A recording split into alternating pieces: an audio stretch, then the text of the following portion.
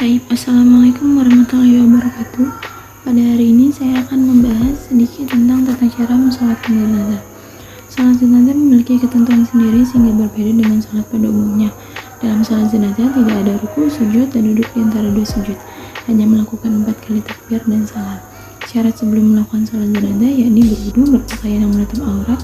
Untuk mensolatkan jenazah laki-laki maka imam berdiri sejajar dengan kepala mayit. Sedangkan untuk menyolatkan jenazah wanita, imam sejajar dengan perut mayit. Adapun rukun yang perlu dipahami sebagai berikut.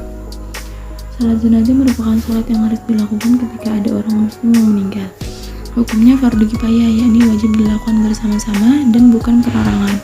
Jadi, jika ada sebagian kaum muslimin memenuhinya, maka orang yang tidak melakukannya tidak berdosa.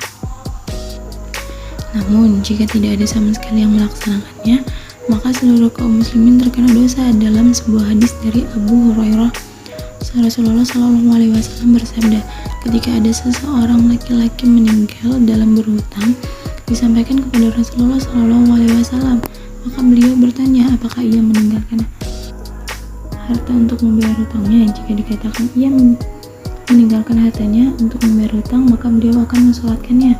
Tetapi jika tidak, maka beliau akan memerintahkan kepada kaum muslimin, salatkanlah temanmu ini. Hadis riwayat Bukhari Muslim. Niat untuk jenazah laki-laki sebelum memulai salat dapat membaca niat usolli ala hadal maiti arba'at takbiratin fardhu kifayatin imama lillahi ta'ala. Sedangkan untuk jenazah perempuan usolli ala hadahil mayyitati arba'at takbiratin fardhu kifayatin imama lillahi ta'ala. Kabar pertama, imam hanya membaca surah Al-Fatihah dan tidak dianjurkan bersuara, hanya dilantangkan cukup dalam hati.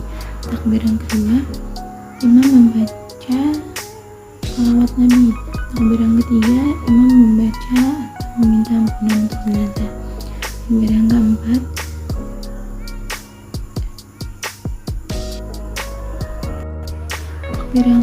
pada takbir terakhir ini imam dan makmum doa untuk jenazah.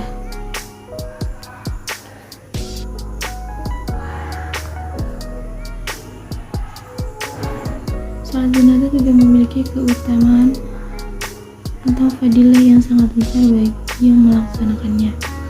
Adapun beberapa keutamaan diantaranya adalah sebagai berikut. Yang pertama, berpahala sebesar gunung Uhud. Pahalanya hanya menyolatkan berbeda dengan mengiring, mensolatkan, dan mengantarkan hingga ke pemakaman. Walaupun sama-sama besar, bahkan digambarkan sebesar gunung Uhud. Hal ini sesuai dengan sabda Rasulullah SAW.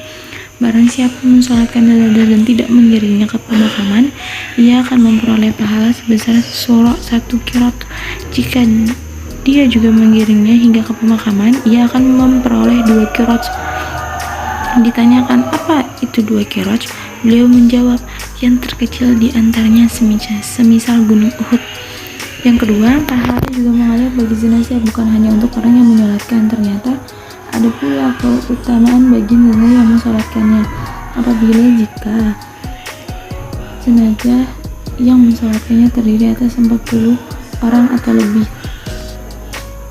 Yang keempat, dikabulkan doanya. Dalam sebuah hadis Nabi Aisyah radhiyallahu anha yang berkata bahwa Rasulullah SAW bersabda, tidaklah seorang mayit disolatkan dengan sholat jenazah oleh sekelompok kaum muslimin yang mencapai 1000 orang, lalu semuanya memberi syafaat, mendoakan kebaikan untuknya, maka syafaat doa mereka akan diperkenankan. Hal ini menunjukkan bahwa doa-doa baik akan sampai kembali kepada yang mendoakannya. Maka saat berdoa dalam rangkaian sholat jenazah, maka doa baik tersebut juga akan menjadi kebaikan dan tercatat sebagai amal soleh bagi yang melakukannya. Sekian pembahasan dari saya. Wassalamualaikum warahmatullahi wabarakatuh.